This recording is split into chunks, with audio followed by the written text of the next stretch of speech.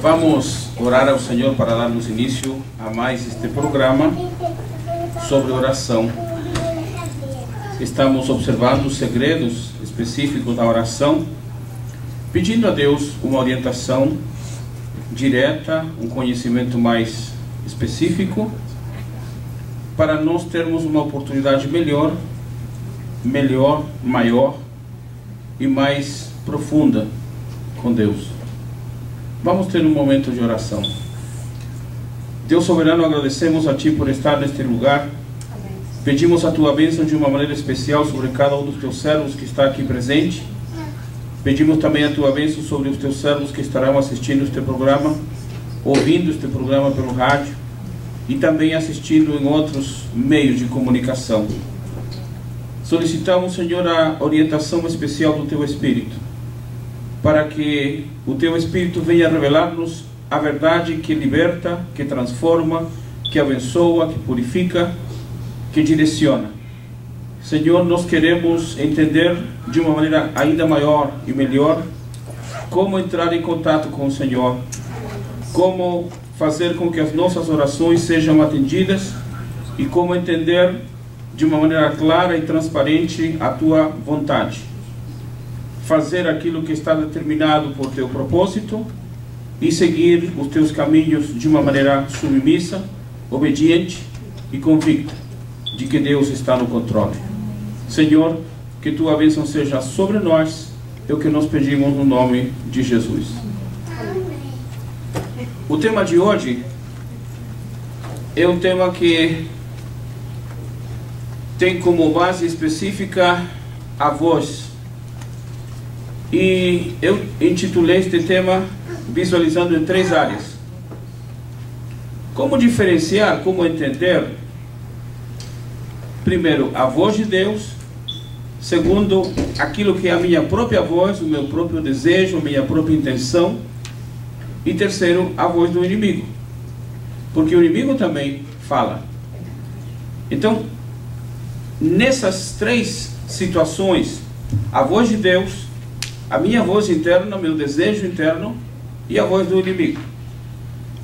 Todo crente tem seus impulsos internos, desejos, sentimentos, aspirações e sonhos, com os quais deve saber controlar, entender e direcionar-se sabiamente.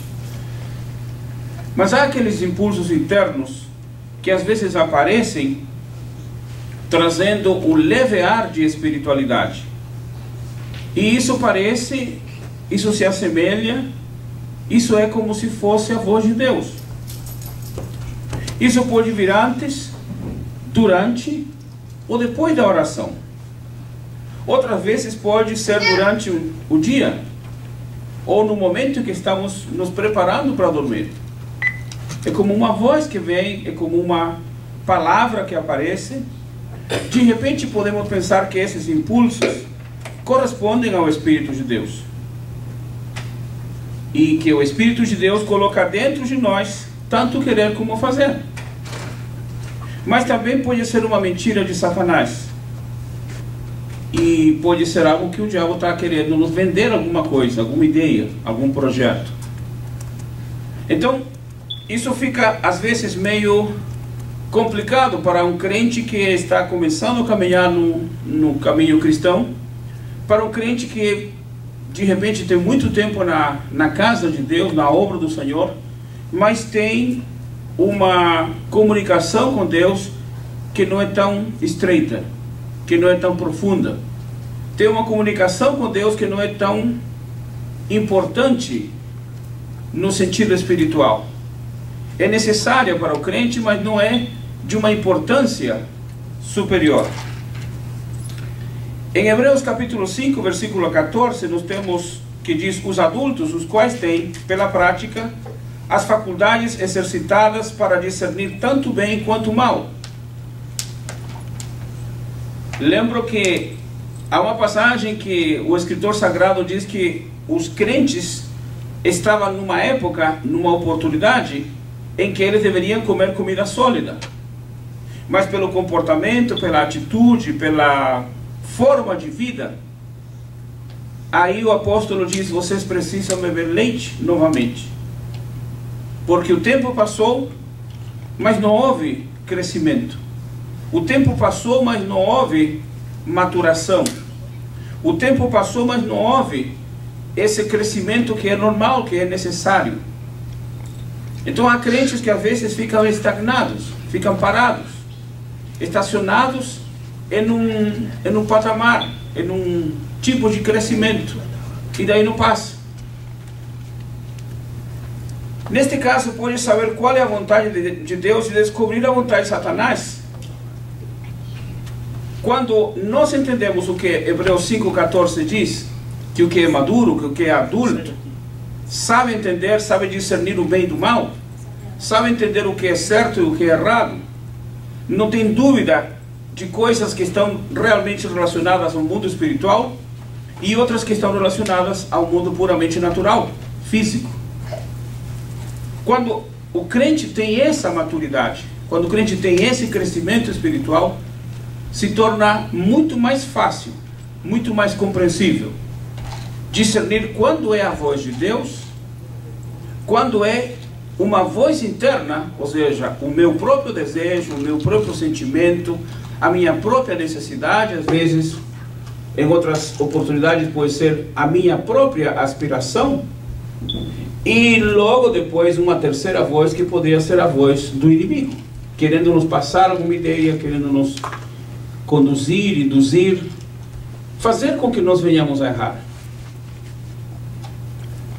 Acontece muito na vida cristã quando um crente, por exemplo, está desejando alguma coisa, ou comprar seja lá, uma casa, um terreno, um carro, alguma coisa de valor, algo que lhe chama a atenção.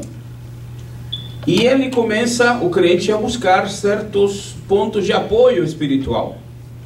Ele começa a buscar certas respostas de Deus, essas possíveis mensagens que Deus vai mandar, como dizendo: meu filho, vai porque eu estou contigo, meu filho, faça porque eu te apoio, meu filho, tome a decisão que eu te dou força. Então o crente anda buscando essa resposta. E às vezes essa resposta no mundo espiritual ele anda buscando como se tivesse uma antena parabólica espiritual para buscar de onde vem a sintonia de Deus. Porque ele quer ouvir. Está associando qualquer coisa que se assemelhe, que pareça, que seja agradável, vai acrescentar isso como um fato positivo. Ou seja, Deus está me direcionando, Deus está me falando, Deus está me mostrando. Meu irmão uma vez disse: eu estava querendo que Deus falasse comigo, eu saí para a cidade, vi um letreiro, depois vi uma placa de carro, depois vi uma pessoa que vai com uma camiseta, com uma frase. Então juntei tudo isso e encontrei a resposta. E entendi que Deus estava falando comigo. Não quero dizer que isso seja errado, mas nada prova que isso é certo.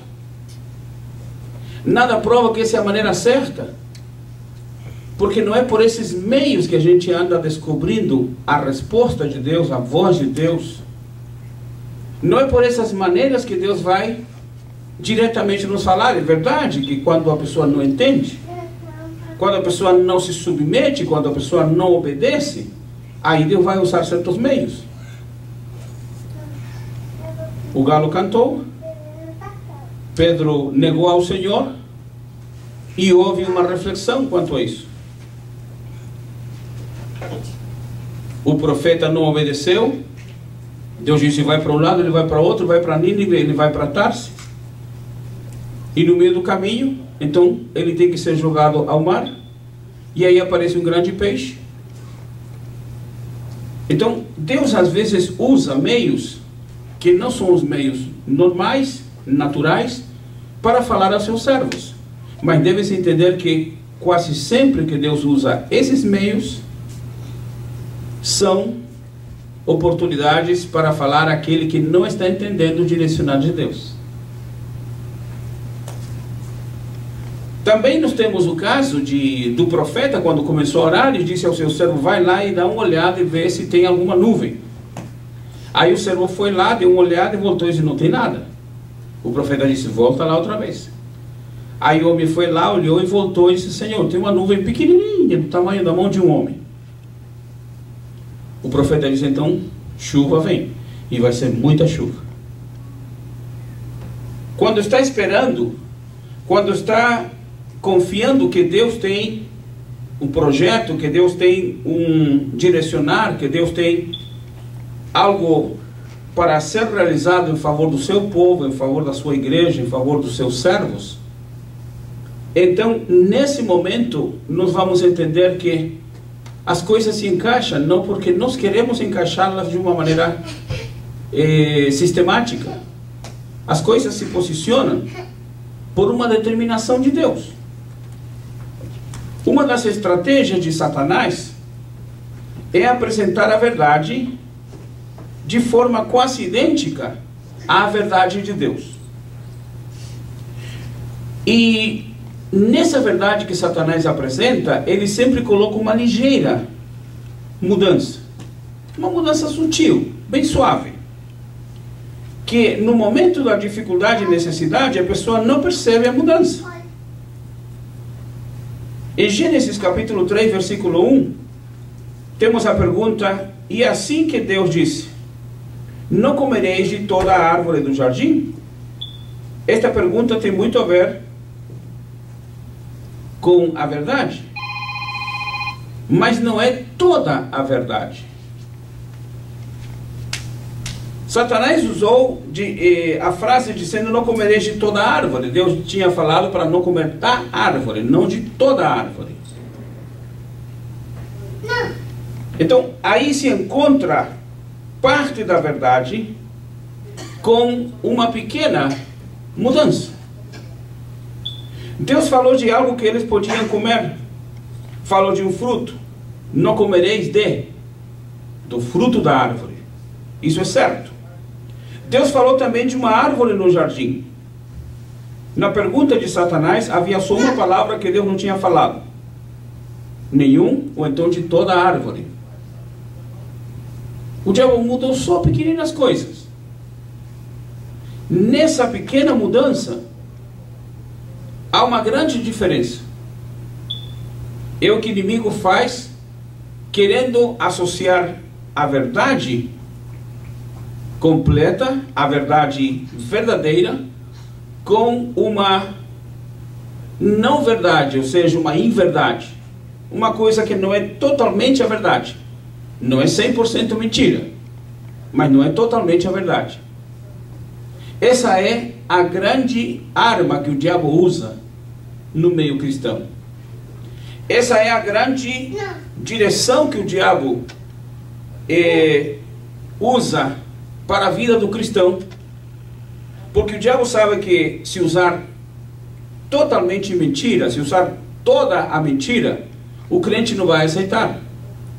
Mas se o diabo usa palavras que estão dentro do assunto, se o diabo usa temas que estão dentro de todo o contexto, então o diabo sabe que a pessoa vai pegar a isca, porque tem palavras que estão dentro do contexto da verdade. Essa é a arma de Satanás. Aí temos uma verdade, quase verdade. Isso é o que o diabo faz. É como a nota falsa. O dólar falso, a nota de dólar falsa ou de qualquer outro dinheiro do mundo, se você coloca a nota verdadeira junto à nota falsa, as coisas que tem de diferença são muito poucas. As diferenças às vezes são mínimas. E a pessoa tem que ter muita experiência, tem que ter muito conhecimento para poder diferenciar uma nota verdadeira e uma nota falsa.